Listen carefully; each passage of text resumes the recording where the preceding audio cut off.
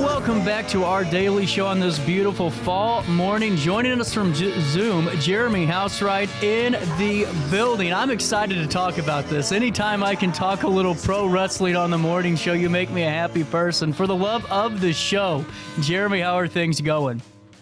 Going great. How are you? Oh, going fantastic. And what a perfect title, For the Love of the Show. You know, and so many people who aren't around pro wrestling, you know, and haven't maybe been backstage, been a part of it as a performer themselves or just a fan, don't realize what that means, man. Take me through that title. You know, coming up with the title for this was a struggle because when you think of the phrase For the Love of the Show, you think of baseball. But people who know about wrestling and are wrestling fans know that it's a show, and that's their whole gimmick, is to put on a great show for the fans. So the title kind of came to me. I was tossing around some ideas, and I'm like, you know, it's a show, and so many wrestling fans have just a strong passion and love for it. So that's how I kind of got the title. That's incredible. And take me through, if you could, an overview of this, a perfect segue in. I thought, let's just start at the top with that title because it really sets the tone. How did this book come about? Because, you know, anyone that's a part of this knows how much passion the fans have for this and the wrestlers have. But take me through your experience and what led to this moment. So first of all, I've been a wrestling fan my entire life since I was 5 years old. I can remember when Hulk Hogan fought King Kong Bundy in the steel cage on Saturday night's main event. There we go, right there. King Kong Bundy crushed him. I can remember going to bed that night crying because I thought everything was totally legit. And, you know, I think around the age of 10 or 11, I finally was told that it was scripted and choreographed. But to answer your question, how it came to be, you know, I've been covering wrestling now as a journalist for, I guess, full time now for about 6 or 7 years. And I would go to, I shoot photos for WWE when they come to town, and I actually travel to a lot of their bigger shows, WrestleMania, SummerSlam, Royal Rumble, and I shoot photos for my website, ReviewSTL.com. And I've also interviewed a number of wrestlers in the past, you know, LA Knight and CM Punk, Mick Foley, guys like that. And, you know, I started thinking about, and this first came about probably about 4 years ago. I started tossing the idea around. I've always been told I needed to write a book. And I'm like, well, you know, I'm a sports journalist by trade, but I also do a lot of entertainment writing. I had started some ideas here and there, some fictional stories, but I just didn't have the passion to finish. And so after meeting some friends at an event out of state, the idea kind of came to my mind is like, you know, I've met these really cool guys who the one guy's from Canada. His name's Joey, and I met Joey at a WrestleMania in Orlando. I guess it was probably 7-8 years ago. And he wound up coming to my home and staying with me for a week, and I took him to Kansas City to see the greatest football team in the world, the Chiefs. And I got a question, topical question. Yeah. What are your thoughts on Taylor Swift, man? I love her, man. Do you really? Okay. Actually, I covered her show in Kansas City this summer, and, you know, I went in not being a fan, and it was one of the greatest spectacles I've ever seen. It's worth the price of admission. I had to ask because that's like becoming a real hot button issue when it comes to NFL and the Kansas City Chiefs. I had to ask, man. Yeah, no, it's all good. So I met Joey, and you know, he came and stayed with me, and I took him to a Chiefs game. And when I was in Chicago, I met a couple other guys who were from LA. And we've since gotten together. One of the guys went to Las Vegas, and we went to an AEW Double or Nothing show out there. And so it's like I've met these really cool guys who all we do is we get together a few times a year to go to these wrestling shows. And so I thought, you know, I tell my story in the book, obviously, that how I shared the love of wrestling with my grandfather as a young kid. And I started thinking, you know, there's got to be guys out there or ladies who have even better stories. So I kind of started searching for them about 2 years ago. And I really got hot and heavy into the book about a year ago, and I'm like, I want to finish this. Some of these stories that I was told in this book are just unreal. And so that's kind of how it came to be.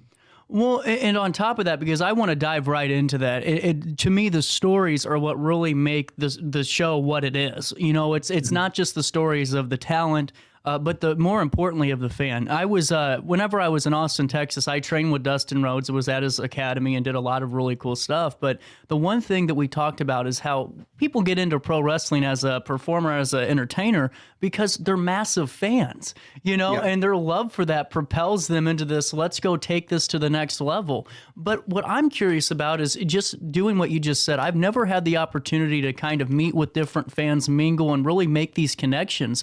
Is that, it seems like to me, just being around the business, it's a pretty easy thing to do whenever you're all in that same world and you love the same thing. Is that true? Yes, it really is. You know, I'm as a journalist, I'm used to interviewing people. You know, I've interviewed presidents, I've interviewed athletes quite a bit. And so just going up to wrestling fans and saying, hey, I'm writing this book, would you be interested in telling me your story? They jump at it. I'm sure. I had so many fans who wanted to talk, and it was really hard to choose some of the stories. And there were a couple stories that were left out that I really wanted to tell. And it was either for time restraints or there was a teacher in New York who's got a really great story, but he couldn't tell it because the school wouldn't allow him to.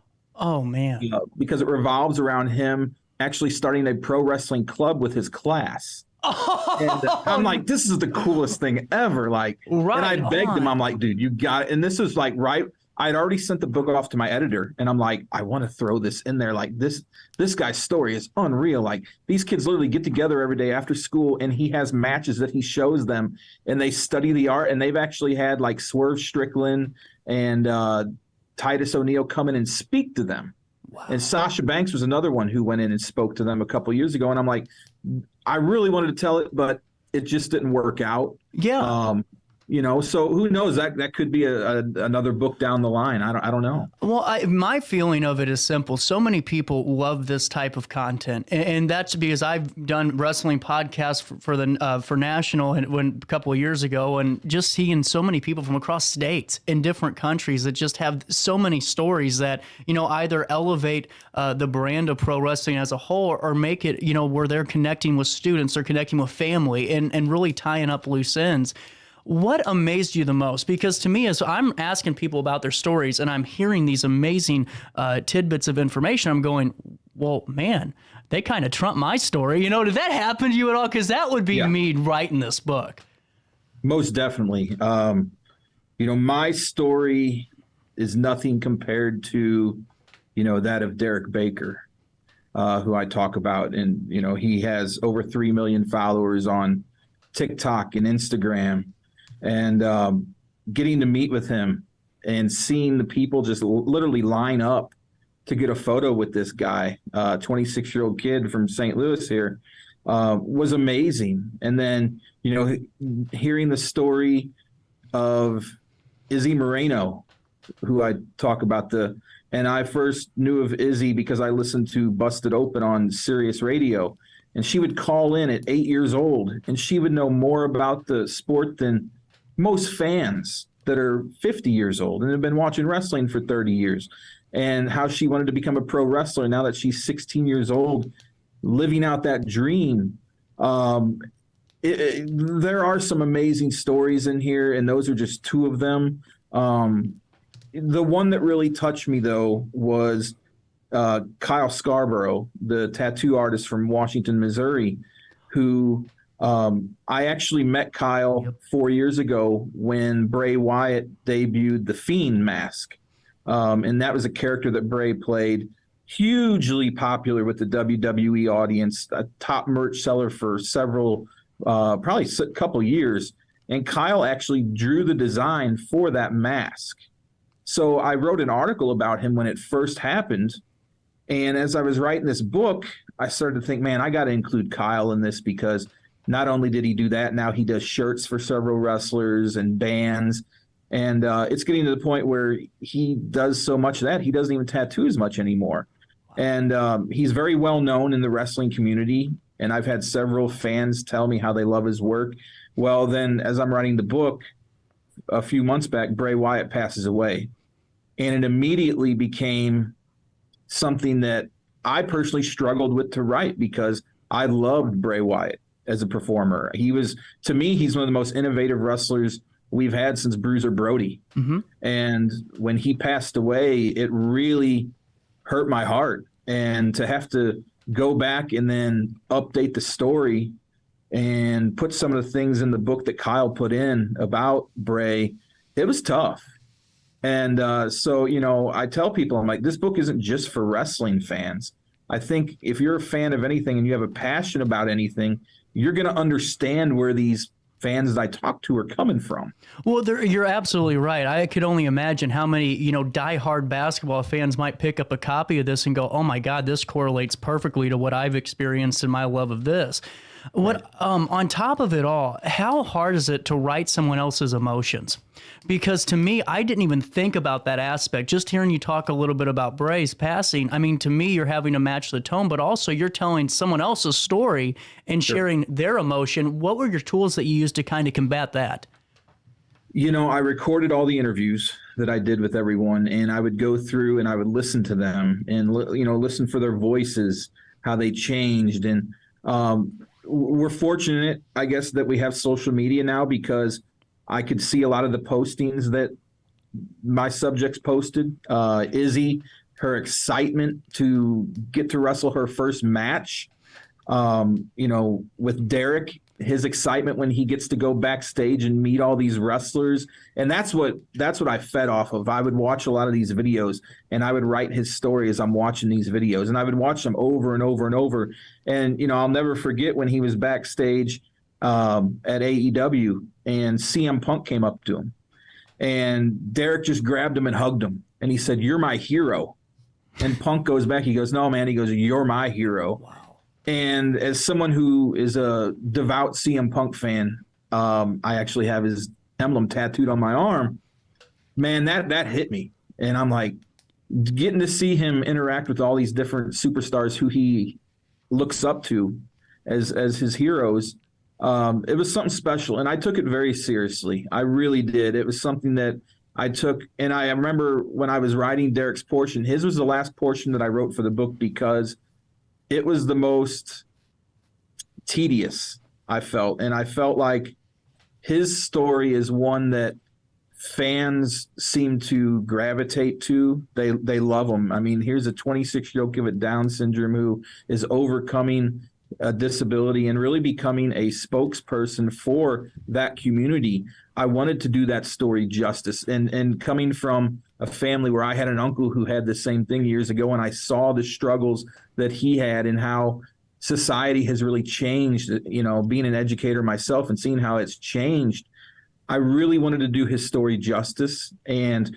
I haven't had a chance to speak to him or his sister or his family who are involved with Baker Banter, but I really hope that they approve and they're happy with the job that I did for Derek. And I'm pretty sure I've seen Derek's videos everywhere. I mean, he's pretty much a viral sensation right now. And I love to hear those stories too. And it really showcases just how important this is. And, I'm going to ask you this just because it's a light question, but I think it's an important one.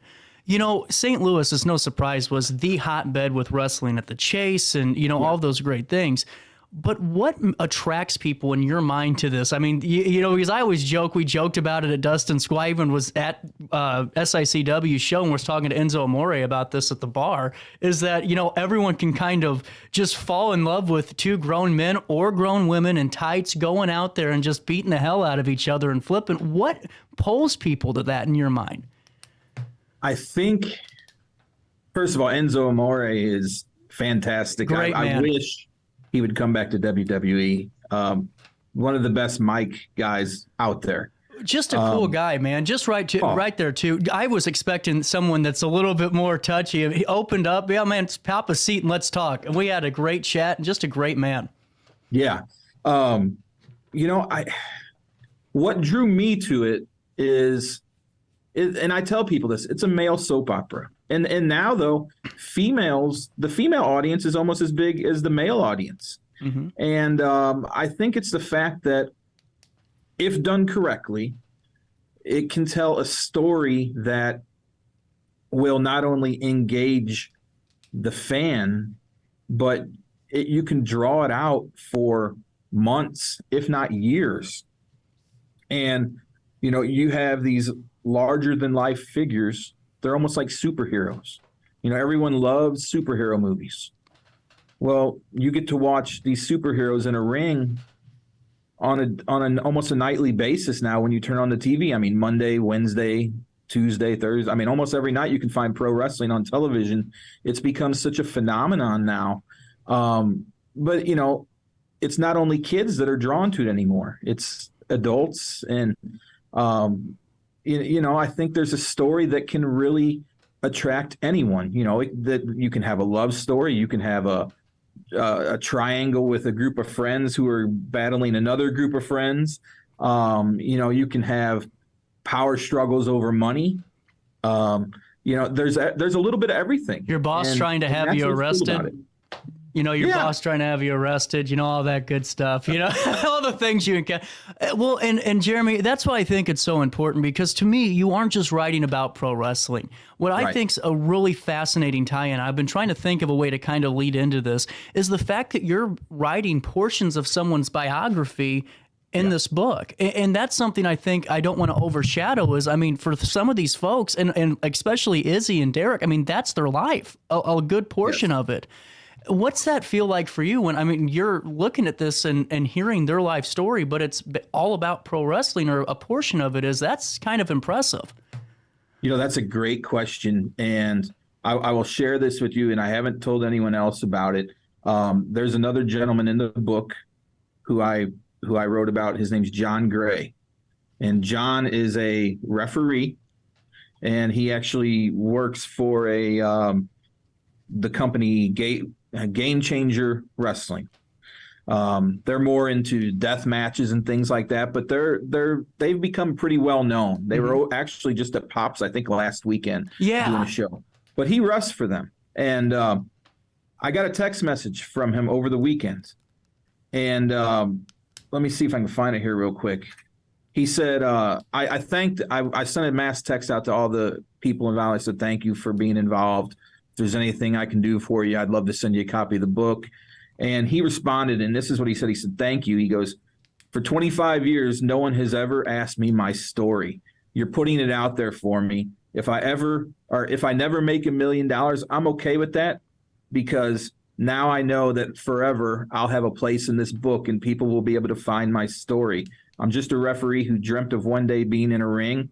It didn't have to be a WWE ring, but I just wanted to do this, and I've been blessed. Thank you. Wow. When I read that, man, I tell you what, a little bit of me teared up. Yeah. Because I didn't always think about that when I was writing this. At first, it was, I want to write a book about pro wrestling. And after I started doing it, it's like, I realized I'm telling these individual stories. This is part of their life, and I'm getting the honor of telling that. And that is honestly what means the most to me, is that I'm getting to tell the story of some of these individuals who otherwise people may not ever hear. You're 100% right. That means a lot. And on top of that, too, for all the people that could be reading this or have read it already, speaking of someone like a John Gray, there's thousands that I could count on my hands that I've worked with in the ring, or if I've managed, or if because there's just so many.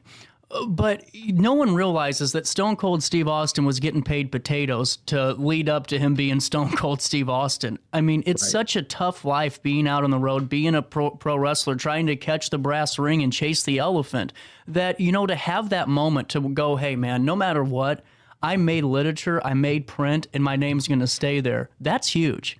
Yeah. 100%. And Jeremy, before I let you go, a couple of topical questions, just because I always like to ask these.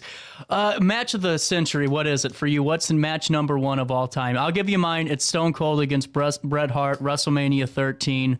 The I Quit match, the double turn, famous double turn, that does it for me. What's doing it for you? Oh, man. Probably Shawn Michaels, Ric Flair, or Shawn Michaels, Undertaker. You can't even argue those two. I mean, all three of them, man. It's like number one repeated over and over again. I mean, when Shawn Michaels looks at Flair, and I've had a chance to interview Flair and work with him. He's a character, but when he's in the ring there and he looks at him and says, "I'm sorry, I love you," and then takes him out, and you can see Flair bawling when Shawn's got him pinned. You can see Flair just bawling because he knows that's it. That's this 35, 40 years. Well, now he's wrestled again since then. But, at that time, he thought that was it. And all that emotion. And, that's something that just draws me in, the emotion of it. Absolutely. And I think about that with some of these guys who are getting ready to retire. Like, I think about Triple H, how he never got to have a proper send-off. And that hurts my heart, man, because he's one of the greats.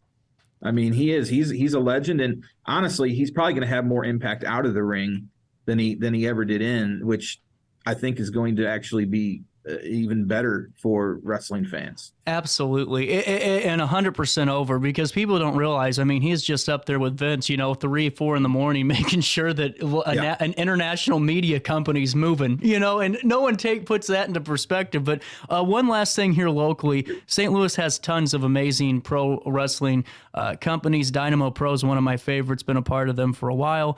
Anarchy, take a look down the gauntlet. For you, is there any on the independent scene that you would kind of to tell folks to kind of go keep an eye out for and go see in person? SICW, Herb Simmons is the greatest. 100%. Just listening to him, I would love to be able to write his story, man, because I've interviewed him a couple times and we could talk for days with his stories. I actually was just reaching out to him before I talked to you to see if he could set up an interview with me and Kevin Von Erich. He knows everybody. So I'd say them. And then there's a company that I'm actually going to hopefully be working with in December over in my hometown of Columbia, Illinois, WrestleMax. Oh, cool. KLD. Yep. I don't know if you know who he is, Kevin Lee Davidson. Kevin doesn't remember me. I was. You probably don't remember me either, but I remember him. I was training with Dynamo Pro when I first started. I was going to be this guy that dressed up as an Elvis impersonator, basically. And Kevin was in there, and I remember looking at him going, I hope to dear God that's not my training partner today. Because, look at me, a gust of wind, I'm on 270. And then I watched Kevin move better than I could at 138 pounds. It's incredible. Just an incredible talent. And I think that's what people who don't watch wrestling don't realize is these guys are better athletes than the athletes we watch that play football on Sundays, that play baseball, that play basketball. The things these guys do, and some of us fail to realize that a big part of their job is to protect each other in the ring. Huge.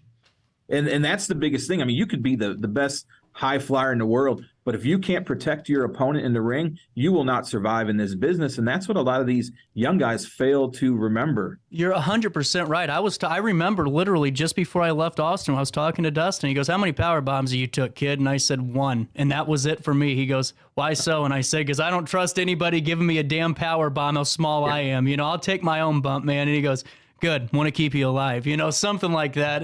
But you're right. It's all about the respect of each other, the respect that the wrestler has with this other wrestler, and more importantly, the respect the fan has for the wrestler and the fan has for each other, which is what's being talked about in this book so well. And Jeremy, before I let you go, what's the best way to pick up a copy?